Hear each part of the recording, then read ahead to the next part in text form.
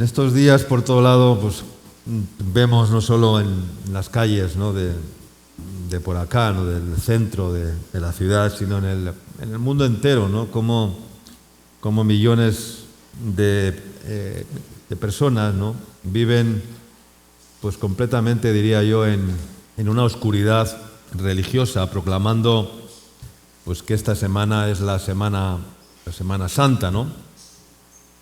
No solamente los católicos, también muchos evangélicos torpemente dicen que estamos celebrando la Semana Santa, ¿no? Porque ¿tú crees que una semana puede ser santa? Como un espacio temporal puede ser santo, pero como nos lo han metido en nuestra cabeza, pues lo decimos porque como que es algo ya tan repetitivo, ¿verdad? Y año tras año pues se convierte en una tradición, en una costumbre. Ni la semana, ni el año, ni el mes, ni el día, ni un segundo puede ser santo, amén. Porque no es un ser, es un espacio de tiempo. No es algo solamente tú y yo podemos ser santificados. Porque Dios no puede santificar nada que sea material, que sea temporal.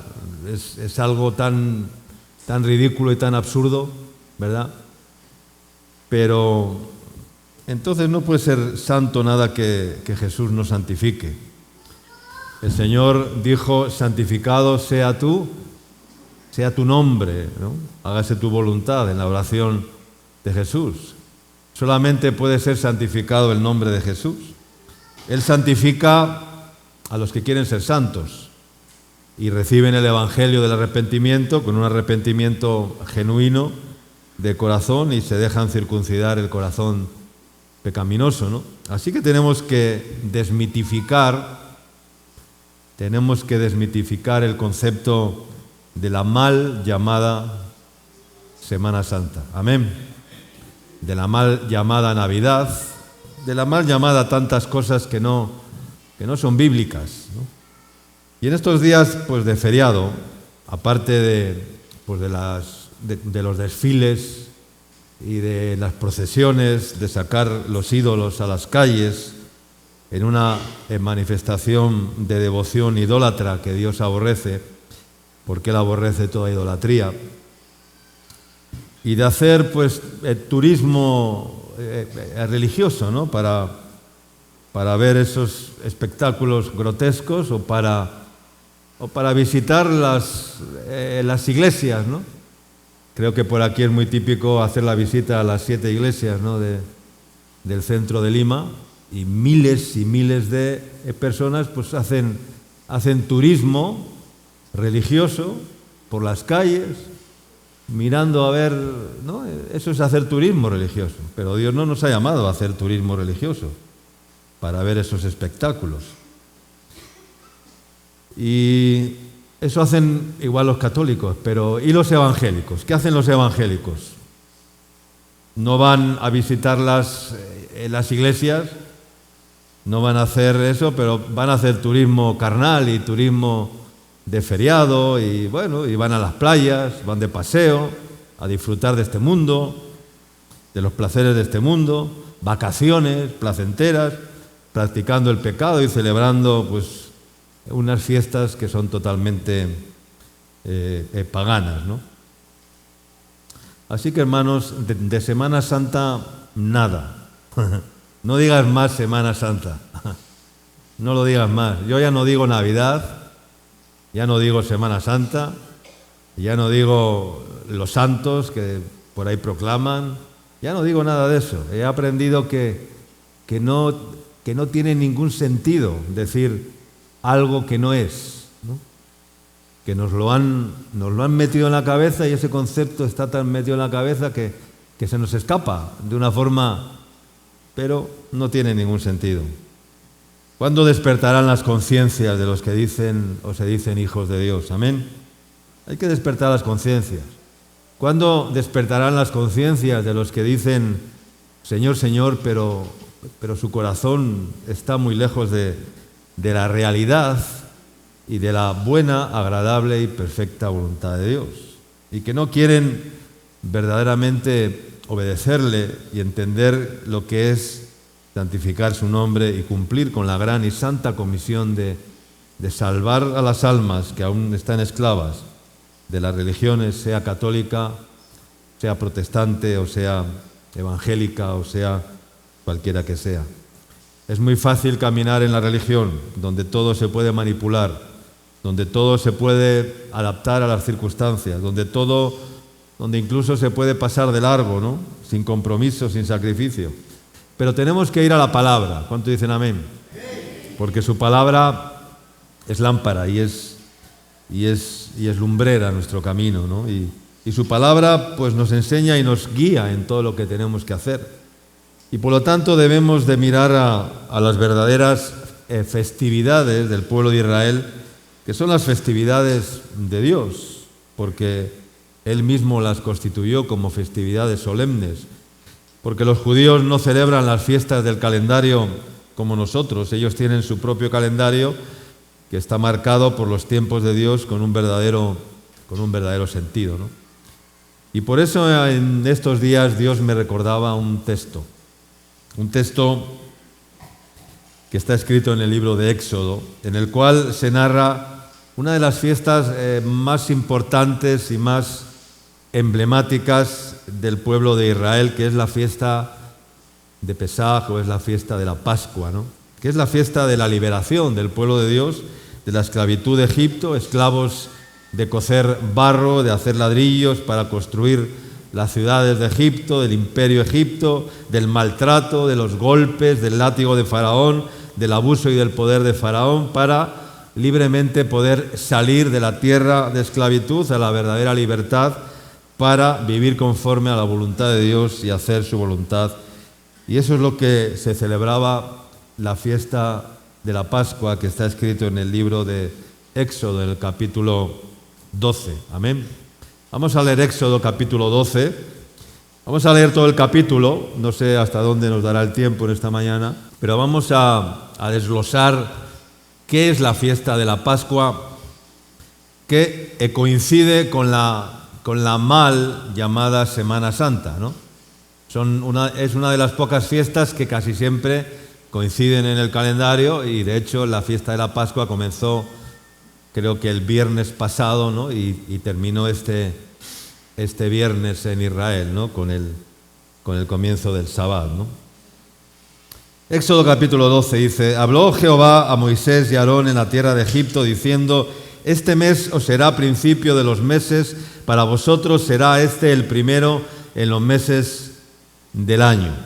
Hablad a toda la congregación de Israel, diciendo: En el 10 de este mes tómese cada uno un cordero, según las familias de los padres, un cordero por familia.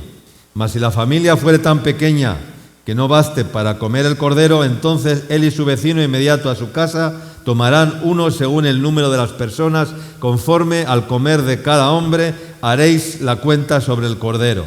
El animal será sin defecto, macho de un año, lo tomaréis de las ovejas o de las cabras y lo guardaréis hasta el día 14 de este mes, y lo inmolará toda la congregación del pueblo de Israel entre las 2 tardes. Dios dice que tenían que tomar un cordero por familia, y si la familia era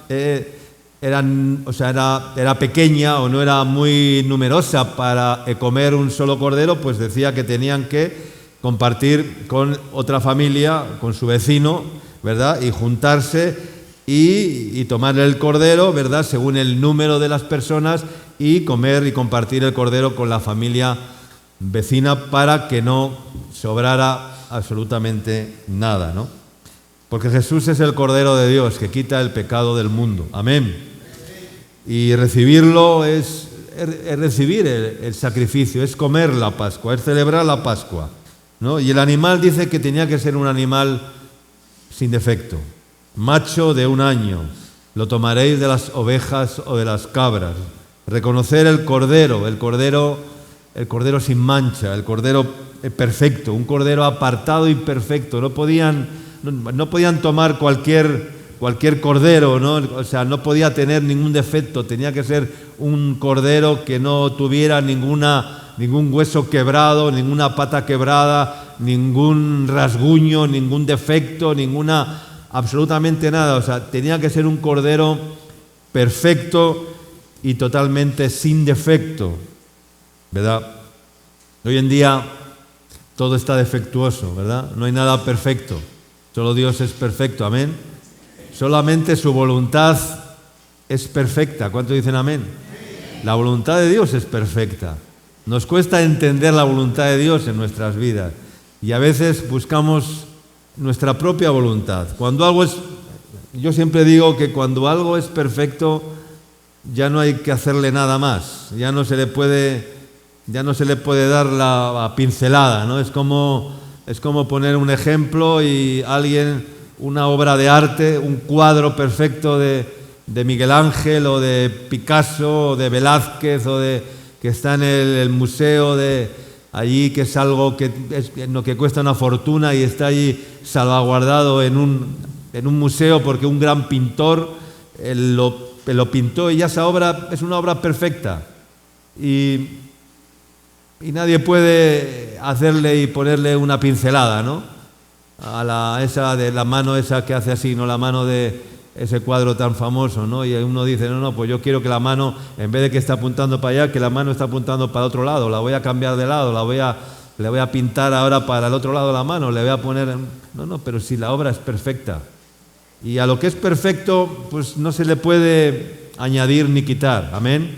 No se le puede manipular, no se puede poner tu propia pincelada, ¿no? Y poner tu propia nota, ¿no? Y tu propia... No, eso ya está creado de esa manera, ya fue perfecto. El sacrificio de Cristo ya fue perfecto, ¿no?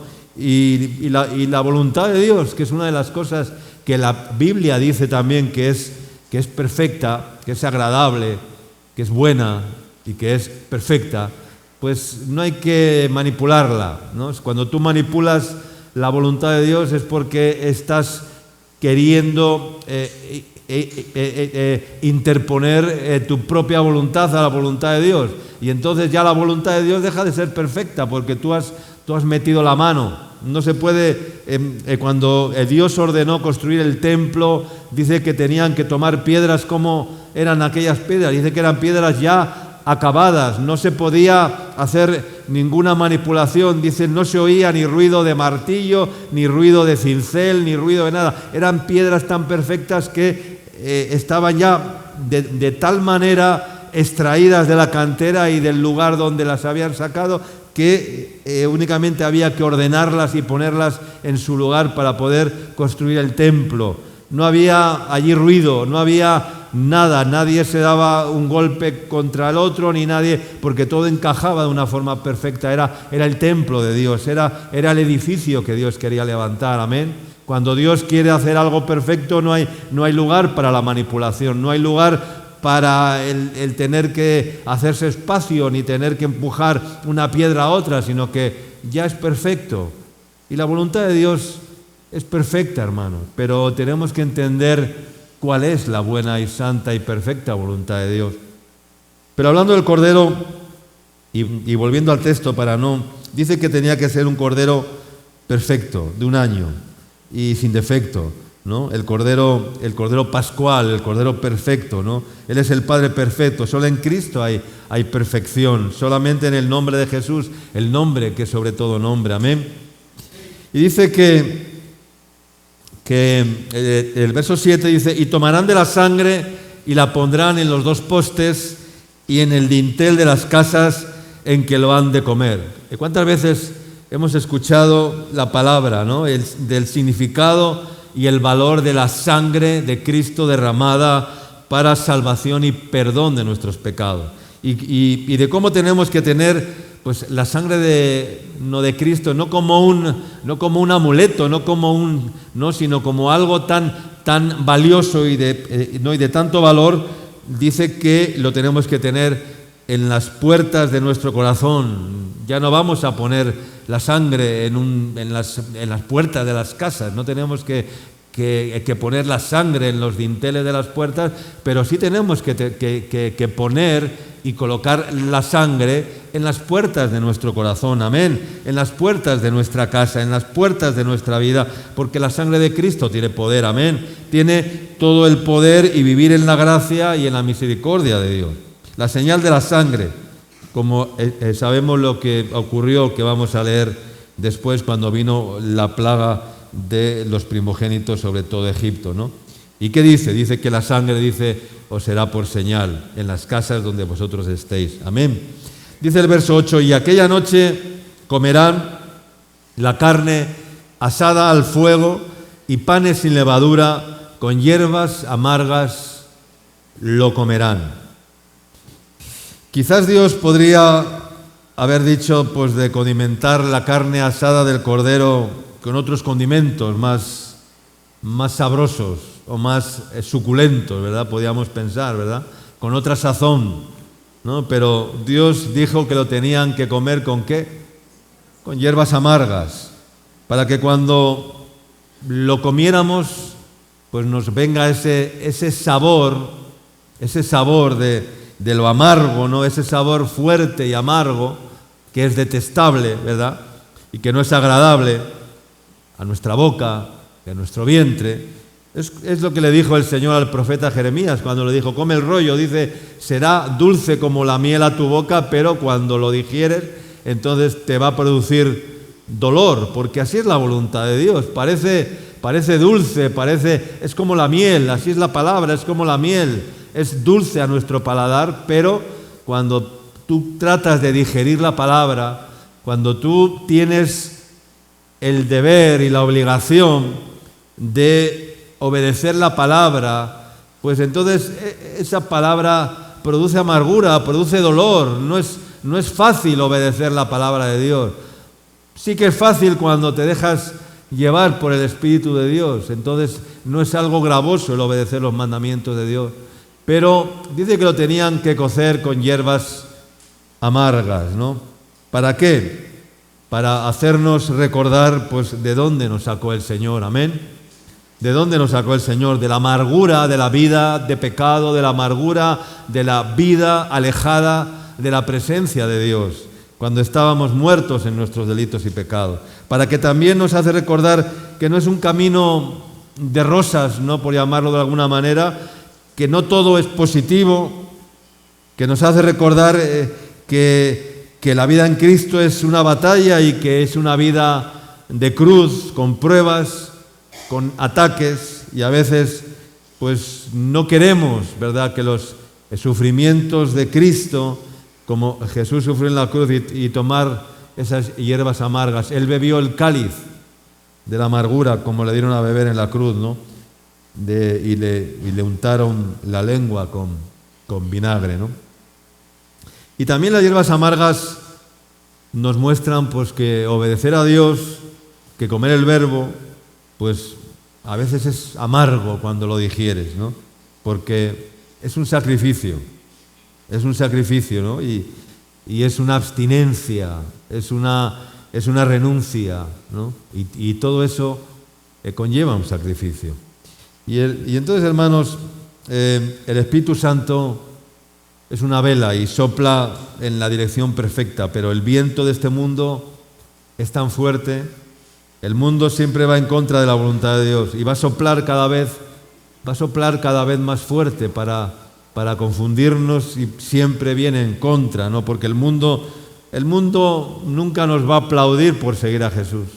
El mundo no te va a aplaudir por seguir a Jesús. El mundo no te va a decir qué bien, qué bueno que sigues a Jesús, qué vida llevas más digna, más honrada, más bendita, ¿no?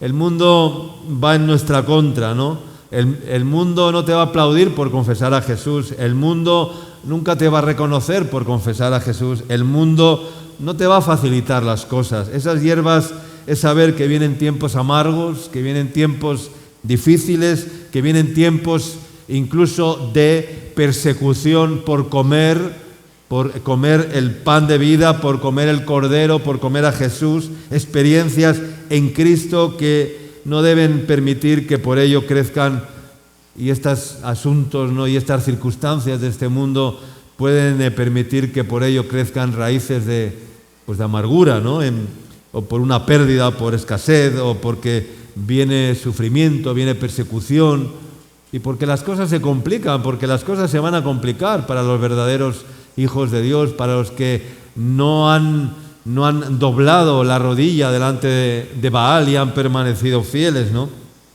Vamos a seguir leyendo el verso 9. Dice: ninguna cosa comeréis de él cruda, ni cocida en agua, sino asada al fuego, su cabeza con sus pies y sus entrañas. Ninguna cosa dejaréis de él hasta la mañana, y lo que quedare hasta la mañana, dice, lo quemaréis en el fuego. Es necesario comer todo el cordero. Dice que tenían que comer todo el cordero, que no desde la cabeza hasta las pezuñas, hasta los pies, dice, y hasta incluso las entrañas. No podían dejar nada del cordero. Ninguna cosa, dice, de él comeréis cruda. No lo podían comer ni cocido, ni hervido, ni no sé, o sea, tenía que ser pasado, ¿por dónde? Pasado por el fuego. Todo tiene que pasar por el fuego. ¿Cuánto dicen amén? Todo tiene que pasar por el fuego. El fuego de Dios es lo que purifica nuestras vidas. Si no hay fuego de Dios, no hay purificación. El fuego de Dios purifica. Dice que nuestra fe tiene que ser probada como por fuego, ¿no? Para ver si es hallada verdadera. Igual que se prueba el oro en el fuego, dice que así tiene que ser probada nuestra fe. Y todo tiene que ser pasado por el fuego. El fuego de Dios purifica, hace arder el heno, la paja, la madera, la hojarasca, lo que nos sirve, todo aquello que es efímero, que es pasajero, que no es eterno, que no permanece, que se desvanece. Todo eso el fuego lo quema y hace arderlo fácilmente. Pero el oro, la plata, las piedras preciosas, dice que aunque son probadas por el fuego, dice que no se destruyen, porque no son perecederas. Y esa es la prueba de Dios, ese es el fuego de Dios. Y el cordero tenía que ser asado en el fuego, tenía que ser puesto en el fuego. Ninguna cosa de él comeréis cruda, ni cocida en agua, sino asada al fuego. Ninguna cosa dejaréis de él, dice, hasta la mañana. Y lo que quedare hasta la mañana lo quemaréis en el fuego. Su cabeza, sus pies y hasta sus entrañas, dice, ninguna cosa dejaréis de él. Hay que comer todo el cordero. Algunos solamente quieren comer una parte del cordero, de la palabra de Dios. El cordero de Dios había que comerlo absolutamente todo, desde la cabeza hasta los pies y hasta las entrañas. No podían dejar nada del cordero. A veces solamente queremos comer una parte del cordero, lo agradable, lo que nos atrae, lo que nos dice bueno, y las promesas de Dios y las cosas agradables de Dios y la voluntad de Dios. Pero la voluntad de Dios es completa y nos dice que tenemos que comer todo el cordero, lo bueno y lo malo, el sufrimiento y las alegrías, las pruebas y los éxitos. No sé cómo decirte, hay que comer todo el cordero, pero algunos solamente quieren comer la parte agradable del cordero, la carne del cordero. ¿De dónde salió esa costumbre de no comer carne en la mal llamada Semana Santa? ¿De dónde salió esa costumbre? ¿Verdad? Igual algunos evangélicos incluso no han comido carne el día viernes y han guardado la vigilia y han guardado... O sea, es que estamos tan mal a veces, ¿verdad? Pero ¿de dónde nació esa costumbre de no comer carne? No viene de la Biblia. La Biblia dice que tenían que comer cordero. El cordero no es pescado, el cordero es carne. Tenían que comer carne. Viene del catolicismo romano, específicamente viene de la práctica de la cuaresma. ¿Qué era la cuaresma? Era que donde se prohíbe comer carne los viernes como una forma ¿de qué? De penitencia. Eso era la cuaresma y esa es la tradición de no comer carne los días viernes durante la cuaresma que dura la Pascua y el tiempo hasta la resurrección de Cristo, ¿no? Hasta la mal llamada Semana Santa. Era un día de penitencia y la penitencia era pues no comer carne, ¿verdad? Pero ¿de qué te sirve no comer carne si comes toda clase de pecados y de toda clase de inmundicias y toda clase de... ¿De qué te sirve no comer carne? Lo que sí está en la Biblia, eso es una práctica que no tiene ninguna base bíblica, ni las enseñanzas del Mesías. Lo que sí está en la Biblia es el mandato de celebrar la Pascua. ¿Cuánto dicen amén? Como estamos viendo en esta mañana. No se trata de no comer carne, sino que se trata de eliminar la levadura, tanto física como simbólicamente, y recordar la libertad que Dios nos dio por su mano poderosa para salir de Egipto y alcanzar la tierra prometida. Volver al diseño original es reconocer las fiestas que Dios estableció, no las tradiciones y costumbres humanas que son totalmente paganas. Amén. Dice verso 11 y ahora sigue leyendo, dice, y lo comeréis así. Verso 11 dice, ceñidos vuestros lomos, vuestro calzado en vuestros pies y vuestro bordón en vuestra mano, y lo comeréis apresuradamente, es la Pascua de Yahvé. Amén. Y lo comeréis así, ceñidos vuestros lomos, con vuestro calzado en vuestros pies, con vuestro bordón en vuestra mano, y lo comeréis apresuradamente, dice, es la Pascua del Señor. Dice claramente que el cordero se debía de comer rápidamente, apresuradamente, con una ropa apropiada, con calzado, con un bordón. Un bordón es un bastón, el bordón era ese palo alto que los patriarcas no llevaban en la mano, que Moisés llevaba en la mano. Eso era el bordón, era como un palo alto, como un bastón alto, ¿no?, para poder apoyarse mientras caminaban. Ese era el bordón.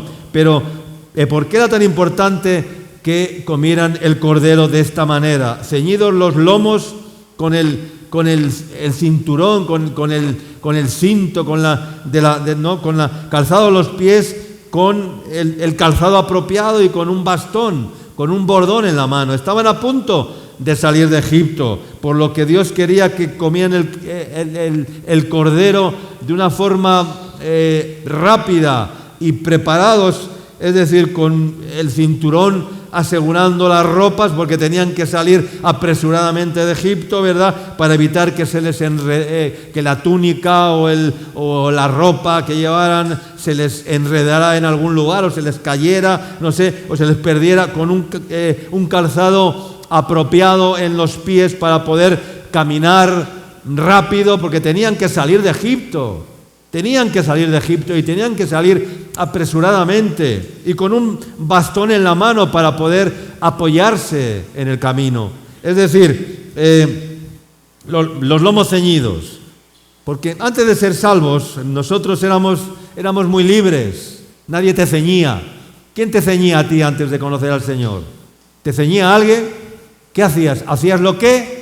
Hacías lo que querías. Yo ya no hago lo que quiero. Antes hacía lo que quería, pero cuando conocí al Señor, el Señor me ciñó y me hizo un cinto y me ha ceñido hasta ahora. Y el cinto lo que hace es, entre otras cosas, es evitar pues que la carne se te, ¿no? O la faja o el cinto, ¿verdad? Cuando estamos un poco gorditos, ¿verdad?, nos ponemos un cinto, una faja, ¿verdad?, y parece que el cinto nos aprieta un poco las carnes, ¿verdad? Pero cuando te quitas el cinto, la carne otra vez, ¿no?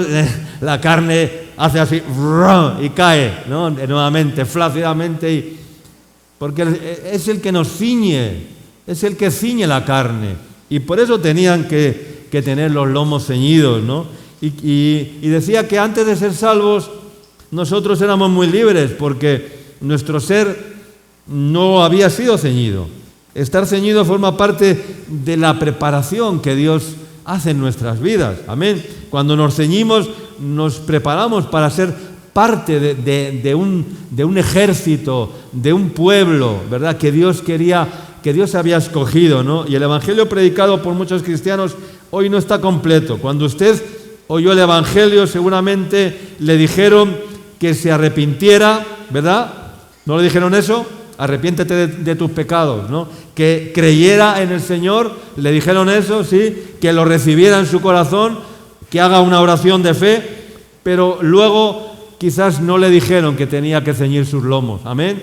¿Le dijeron eso? ¿Alguien le dijo eso? Le dijo, no, acepta al Señor. ¿Crees que Jesucristo es el Señor? ¿Lo recibes en tu corazón? Pide perdón por tus pecados, arrepiéntete de tus pecados. Sí, Señor, lo recibo. Amén, ya soy salvo. No. Pero luego hay que decirte, ahora tienes que ceñir tus lomos. Amén. Ahora tienes que ceñir tus lomos con la verdad. No se puede andar sin estar ceñidos. Hay que ceñir los lomos. Y la Biblia dice, ceñidos los lomos con la verdad. ¿Cuánto dicen amén? Con la verdad, no con la mentira. Ceñidos los lomos con la verdad. La verdad es un cinto que nos ciñe, aleluya, delante de los demonios, delante del diablo, delante de este mundo. Siempre ceñidos los lomos con la verdad. Entonces, a pocos de nosotros se nos dijo que debíamos ceñirnos. Pero yo te lo estoy diciendo en esta mañana. Estamos calificados si estamos ceñidos para poder comer la Pascua, para poder celebrar la Pascua y poder salir de Egipto apresuradamente para ir el camino de la tierra prometida. También se les pidió que se calzaran sus pies. Eso indica que ellos debían de prepararse para un trayecto largo, ¿no? Y por eso el Señor les dijo, cálcense sus pies, pónganse un calzado adecuado en sus pies, ¿verdad? Calcen sus pies como un ejército. Todos los soldados necesitaban calzado apropiado.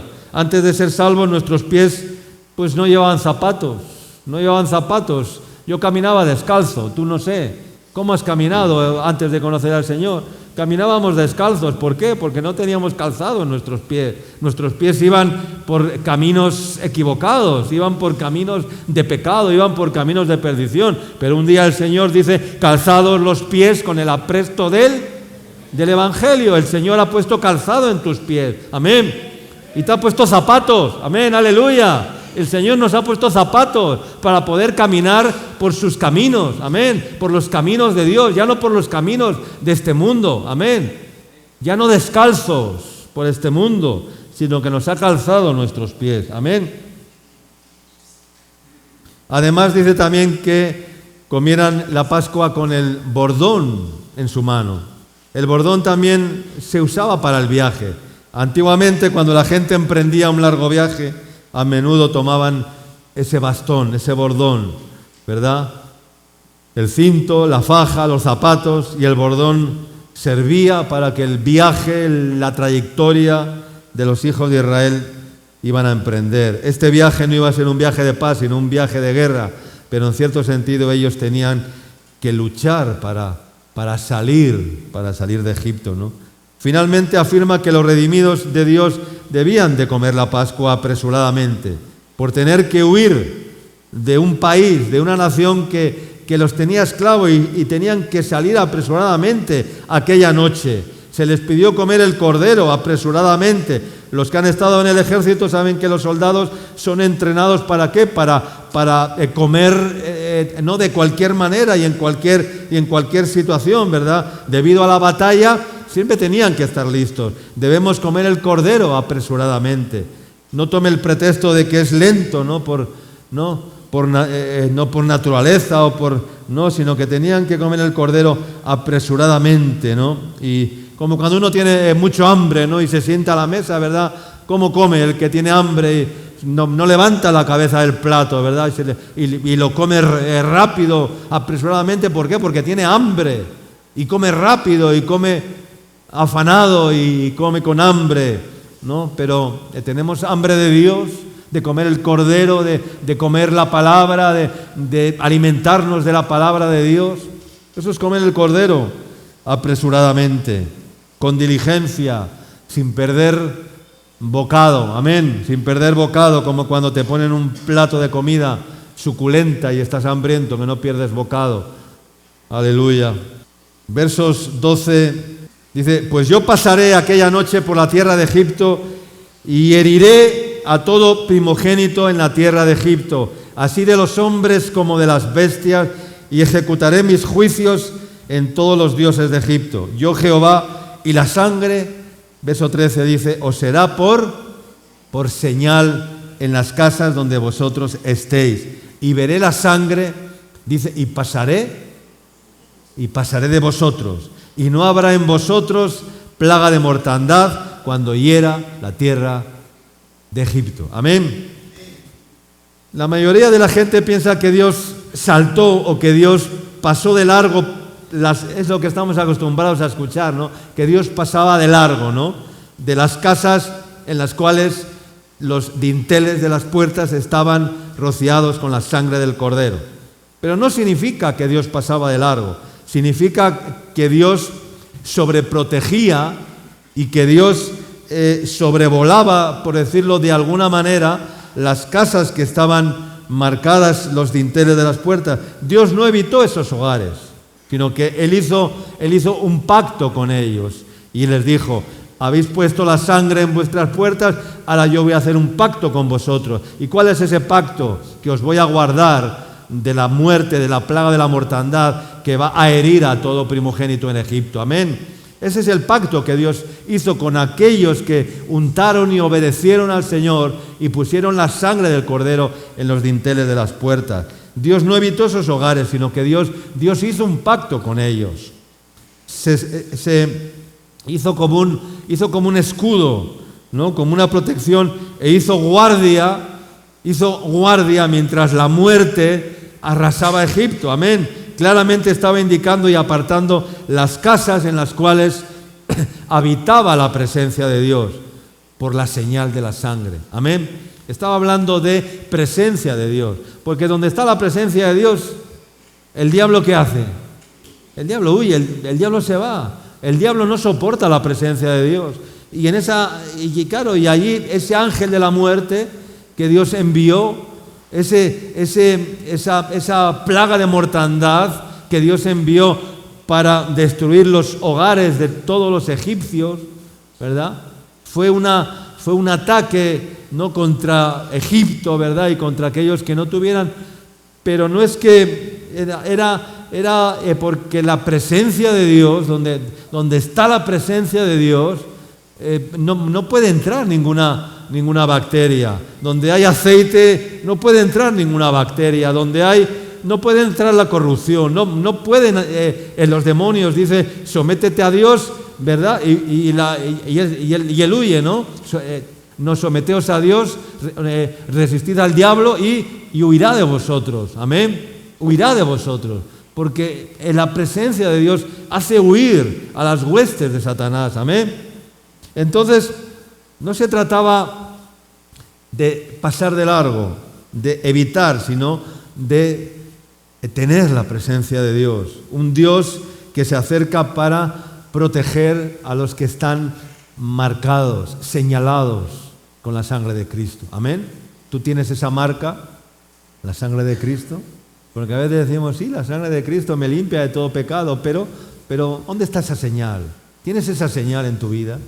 La señal de la sangre, la señal de Cristo, el sello de Cristo en tu vida. No solamente decir: no, la sangre de Cristo, eso es muy, no sé, es muy romántico, ¿no? Es muy sentimental, es muy humano, no. Es que la sangre de Cristo me limpia de todo pecado. Pero amigo, ¿dónde está la sangre de Cristo?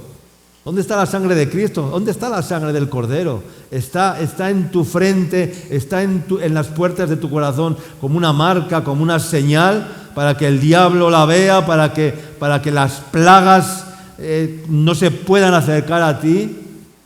Y este día, vamos a seguir leyendo, en verso 14 dice: y este día os será en memoria y lo celebraréis como fiesta solemne para el Señor durante vuestras generaciones. Por estatuto perpetuo lo celebraréis. 7 días comeréis panes sin levadura, y así el primer día haréis que no haya levadura en vuestras casas, porque cualquiera que comiere leudado desde el primer día hasta el 7º será cortado de Israel. El primer día habrá santa convocación, y asimismo en el 7º día tendréis una santa convocación. Ninguna obra se hará en ellos, excepto solamente que preparéis lo que cada cual haya de comer. Y guardaréis la fiesta de los panes sin levadura, porque en este mismo día saqué vuestras huestes de la tierra de Egipto. Por tanto, guardaréis este mandamiento en vuestras generaciones por costumbre perpetua. En el mes primero comeréis los panes sin levadura, desde el día 14 del mes por la tarde hasta el 21 del mes por la tarde, 7 días. Por 7 días, dice el verso 19, no se hallará levadura en vuestras casas, porque cualquiera que comiere leudado así extranjero como natural del país, será cortado de la congregación de Israel. Ninguna cosa leudada comeréis en todas vuestras habitaciones. Comeréis panes sin levadura. Durante la Pascua y los 7 días de la fiesta de la Pascua, o de la fiesta de los panes sin levadura también, se ordena no comer pan con levadura, como símbolo de purificación y liberación del pecado. Dios ordena eliminar la levadura de las casas de los israelitas porque, como ya hemos mencionado, simboliza todo lo que representa la esclavitud. Cuando los judíos celebran la Pascua en Israel, antes de empezar a celebrar la fiesta de Pesaj, hacen una limpieza tan exhaustiva en sus hogares, en sus casas, que no puede quedar ni una miga de nada leudado en el piso, en el suelo, en un mueble, en la cama, en un sofá, en nada. O sea, tienen que sacar toda la levadura de las casas, no puede quedar nada leudado. Y se dedican el día previo a limpiar la casa de tal manera que no queda ni un resto, ni una migaja de levadura en las casas, porque es la fiesta de los panes sin levadura y es la fiesta de la Pascua. Entonces, en el contexto histórico de la Pascua judía, el pan leudado era un alimento muy común de la cultura, ¿qué? De la cultura egipcia. Ellos comían pan leudado, el pan que se infla por la levadura, el pan inflado, el pan hinchado, ¿no? Por lo cual Dios llama al pueblo de Israel a separarse de eso y a confiar en Él para su liberación. La noche en la que Israel fue sacado de Egipto, ellos no tenían tiempo para leudar el pan, ¿no? Y disfrutar de una comida tranquila en Egipto, ¿no? Ellos debían de salir apresuradamente, hemos leído. Egipto no era su hogar. Y este pan no les iba a recordar esto, ¿no? Su hogar no estaba en Egipto. Ellos debían salir rápido de allí. Esto era un pan ligero, sin levadura. No hay tiempo para quedarse en un lugar que estaba bajo el juicio de Dios, porque Egipto estaba bajo ¿qué?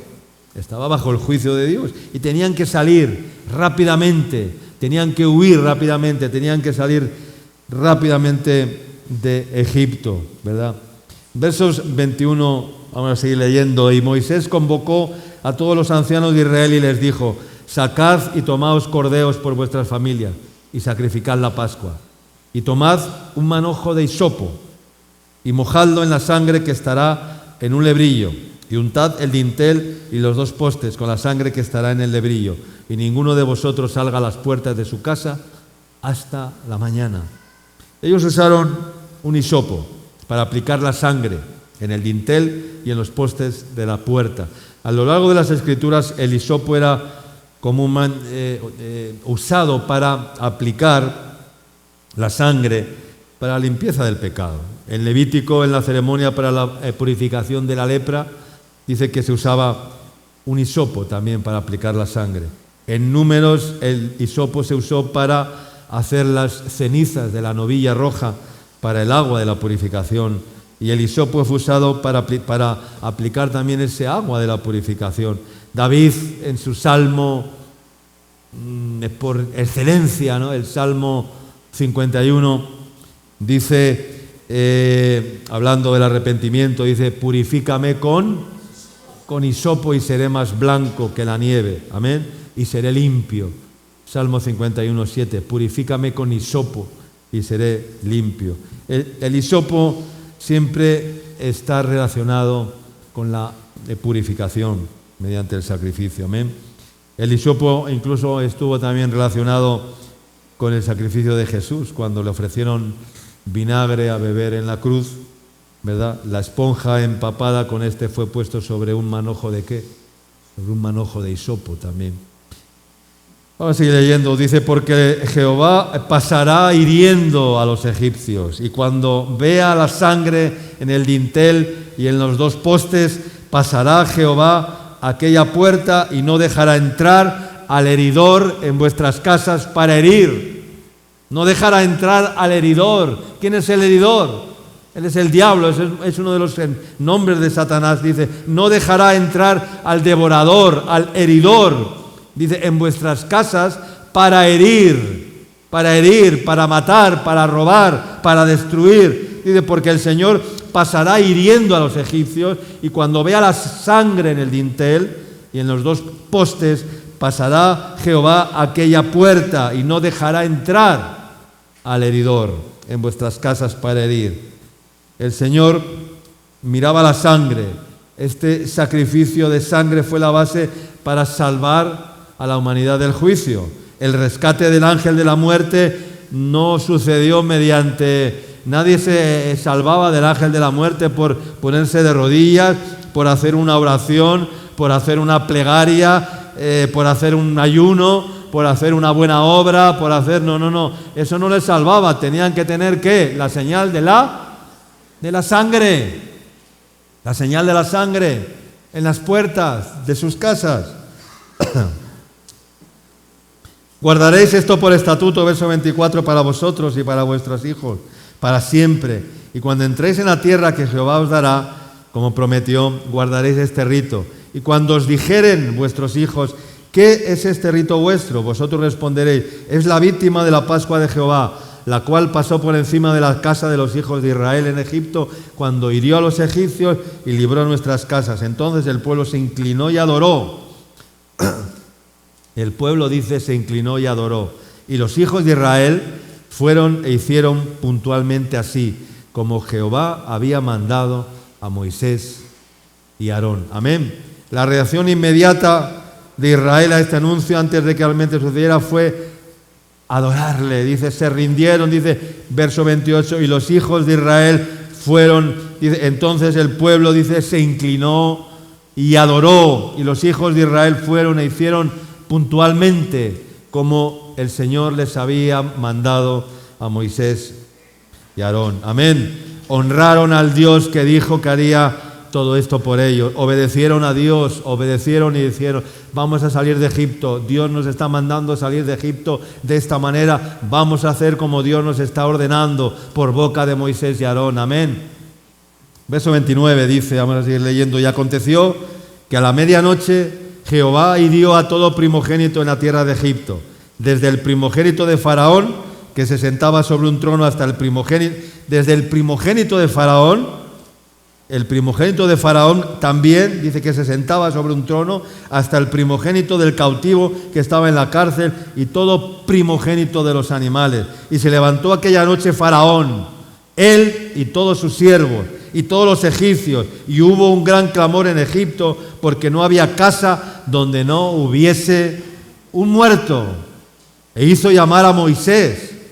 Faraón hizo llamar a Moisés y a Aarón de noche y les dijo, salid de en medio de mi pueblo, vosotros y los hijos de Israel, e id y servid a Jehová, como habéis dicho.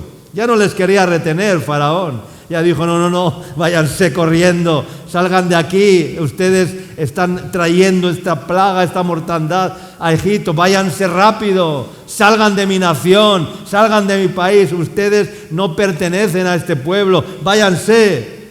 Pero antes de eso, Faraón les quería retener. No querían que salieran de Egipto porque eran sus esclavos, eran los que cocían el ladrillo, eran los que hacían los ladrillos, cocían el barro y los que construían las ciudades. Ay, amigo, pero ahora ya la cosa cambió. Y Faraón dijo, salgan, váyanse rápidamente. De noche les hizo llamar a Moisés y a Aarón y les dijo, salgan, váyanse, salid de en medio de mi pueblo, vosotros y los hijos de Israel, e id y servid al Señor, servid a Jehová, como habéis dicho. Les dijo también, tomad también vuestras ovejas. Antes no quería dejar que salieran con las ovejas, con los rebaños, con las cabras, con los bueyes, con las vacas. Ahora les dice, tomad también vuestros rebaños, tomad vuestras ovejas, tomad vuestras vacas, como habéis dicho, e iros. Y bendecidme también a mí. Ahora estaba pidiendo, el mismo Faraón le estaba pidiendo al Dios de Moisés y Aarón que le bendijera. Y bendecidme también a mí. Y los egipcios apremiaban al pueblo, dándose prisa a echarlos de la tierra porque decían, todos somos muertos, nos vamos a morir todos. y llevó el pueblo su masa antes que se leudase, sus masas envueltas en sus sábanas sobre sus hombros. E hicieron los hijos de Israel conforme al mandamiento de Moisés, pidiendo de los egipcios alhajas de plata y de oro y vestidos. Y Jehová dio gracia al pueblo delante de los egipcios y les dieron cuanto pedían. Así despojaron a los egipcios. Encima se fueron cargados de oro, cargados de plata, todas las riquezas de Egipto fueron entregadas al pueblo de Israel cuando salieron y obedecieron al Señor. Esto es una profecía, esto es algo profético, ¿no? Dice la Biblia que Dios da la gracia a los pecadores amontonar riquezas para que las disfruten, ¿quiénes? Los hijos de Dios. Los hijos de Dios. Y así sucedió con Israel, ¿verdad? Todo el oro, todas las riquezas de Egipto, todas las joyas, todas las alhajas de plata, todos los vestidos, se las entregó al pueblo de Israel para que se fueran, ¿no? Y ahora seguir leyendo, verso 37.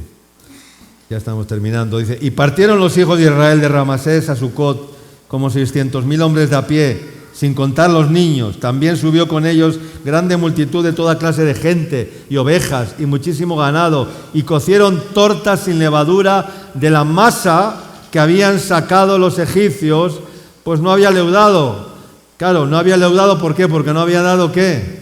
No había dado tiempo para que leudase. Toda masa, para que leude, necesita un tiempo. Tú echas levadura a una masa de harina para hacer pan o hacer una torta, y lo tienes que tener un tiempo para que esa masa fermente y leude, ¿no? Para poder luego meter la masa al horno para cocer la torta o cocer el pan, ¿no? Eso hace el buen panadero, ¿verdad?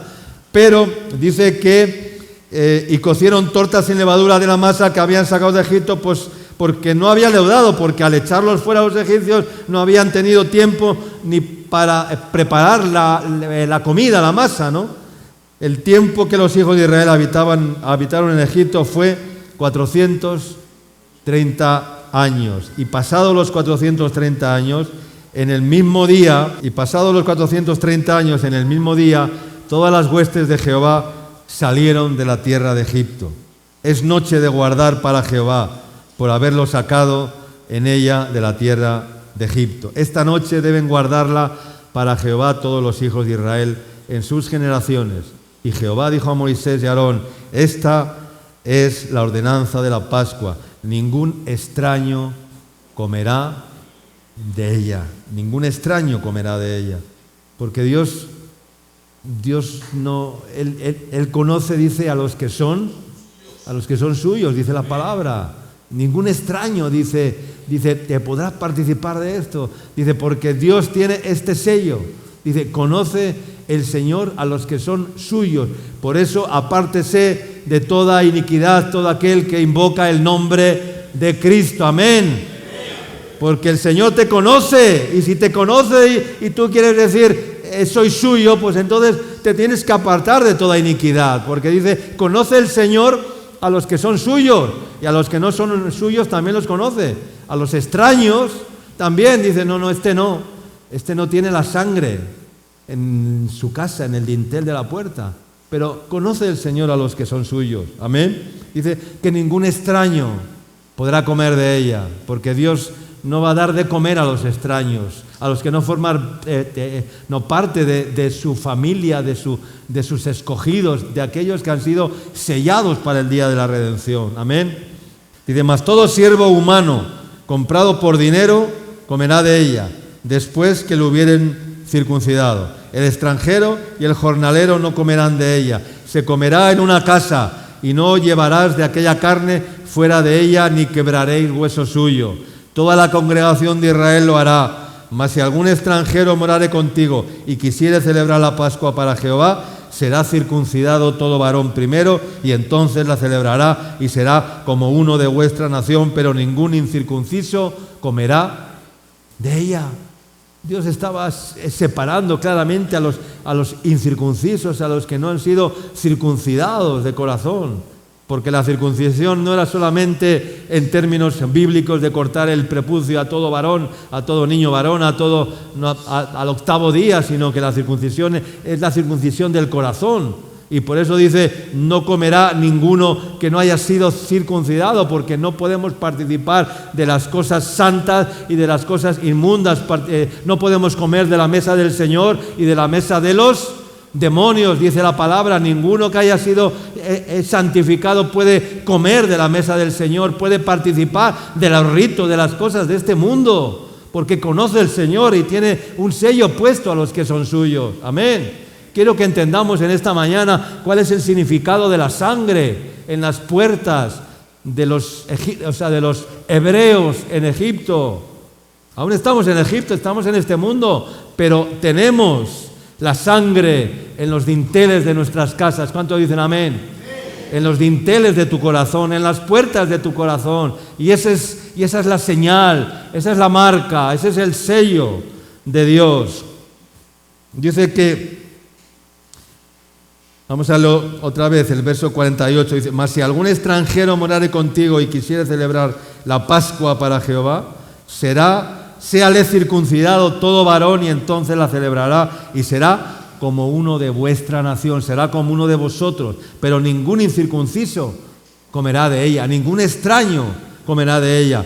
La misma ley será para el natural y para el extranjero que habitare entre vosotros. Amén. Y termina con los versos 50 y 51, dice, y así lo hicieron todos los hijos de Israel, como mandó Jehová a Moisés y a Aarón, así lo hicieron. Y en el mismo día sacó el Señor a los hijos de Israel de la tierra de Egipto por sus ejércitos. Amén. Como un ejército, dice, así sacó ese día Dios a los hijos de Israel de la tierra de Egipto por sus ejércitos, como un ejército. Amén. Ordenado, como un ejército preparado, porque era el pueblo escogido de Dios. Israel guardó los mandamientos de Dios que entregó a Moisés. Su fe y obediencia salvaron a sus primogénitos, saquearon a los egipcios y los liberaron de Egipto. Cuando Israel salió de Egipto, era una nación prácticamente nacida en un solo día. En un solo día nació una nación.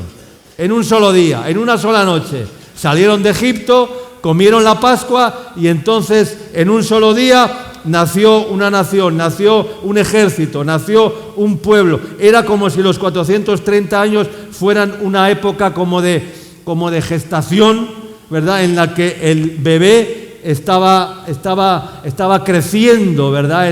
En el útero de la madre, ¿verdad? Para dar a luz una nación. Y esa fue la nación de Israel. 400 años gestando, ¿verdad? En Egipto, en el desierto, desde que salieron, todo el peregrinaje por el desierto, y en una sola noche que comieron la Pascua, el niño nació. La nación floreció, el pueblo de Israel dio a luz, ¿verdad? Y entonces se formó una gran nación hasta el día de hoy. Amén. Y así nació la iglesia también, porque el Israel natural es la iglesia de Dios, es la iglesia de este tiempo. Amén. Las plagas fueron como diría yo, las plagas en Egipto fueron como los dolores de parto, ¿no? Que Dios estaba preparando para que la mujer diera a luz a esa nación. Y las plagas, todas las plagas, la plaga de las ranas, la plaga de los primogénitos, que fue la primera, la de las ranas, la de los piojos, la de la langosta, las plagas de los ratones, de no sé qué, todas las plagas, ¿verdad?, que Dios permitió, ¿verdad?, y envió, ¿verdad?, a Egipto, fueron como dolores de parto, ¿verdad?, hasta que esa nación se gestara, ¿no?, y naciera. Amén. Y ahora aquella nación había nacido. Amén. ¿Cuántos son nacidos de nuevo? Amén. Nacidos del Espíritu, no nacidos de la letra, no nacidos de la religión, no nacidos de la esclava, sino nacidos de la libre, como dice la palabra. Esta es una alegoría, ¿no? Los hijos de la esclava y los hijos de la libre. Somos una nación, somos un pueblo, somos una iglesia nacida por haber comido la Pascua, por haber celebrado la Pascua, no la Semana Santa. Amén. Por haber celebrado la Pascua. Pero mira cómo la tenemos que celebrar. Terminamos leyendo 1 Corintios, capítulo 5, versículos 6 al 8. Dice 1 Corintios, capítulo 5, versículo 6. Dice, no es buena vuestra jactancia. ¿No sabéis? Dice que un poco de levadura leuda toda la masa. ¿No sabéis que un poco de levadura leuda toda la masa? Dice, limpiaos pues de la vieja levadura, para que seáis, ¿qué? Nueva masa, sin levadura como sois, porque nuestra Pascua, que es Cristo, ya fue sacrificada por nosotros. Amén. Así que celebremos la fiesta. ¿Cómo tenemos que celebrar la fiesta? No con la vieja levadura de la religión, no con la vieja levadura de la tradición, no con la vieja levadura de pecado, no con la vieja levadura de Egipto, no con la vieja levadura del mundo. No, dice, celebremos la fiesta no con la vieja levadura, ni con la levadura de malicia y de maldad, sino con panes sin levadura, de sinceridad y de verdad. Panes sin levadura, de sinceridad y de verdad. Amén. ¿Cuántos quieren ser ese pan? Ese pan sin levadura, ese pan que es una nueva masa sin levadura, donde ya no hay tradición, donde ya no hay religión, donde ya no hay Semana Santa, donde ya no hay Navidad, donde ya no hay argumentos de este mundo, sino que solamente está la palabra de Dios, las fiestas de Dios y lo que Dios ha escrito para que la iglesia y los hijos de Dios obedezcan y anden conforme a su palabra. Amén. Tenemos que vivir conforme a la palabra de Dios. Amén. Y celebrar la Pascua, el Cordero, la sangre en nuestras puertas, en nuestras casas, para que seáis nueva masa. Limpiaos pues de la vieja levadura para que seáis nueva masa, un nuevo pan con levadura divina, con la levadura de la fe, con la semilla de mostaza, que es la más pequeña de todas las semillas, pero que es como aquella semilla que una mujer tomó, dice, en 3 medidas de harina, ¿verdad? Hasta que todo hubo fermentado y luego se convirtió en la más grande de todas las, ¿verdad? Así es la fe, así es la vida en Cristo, así es el plan de Dios, ese es el propósito de Dios.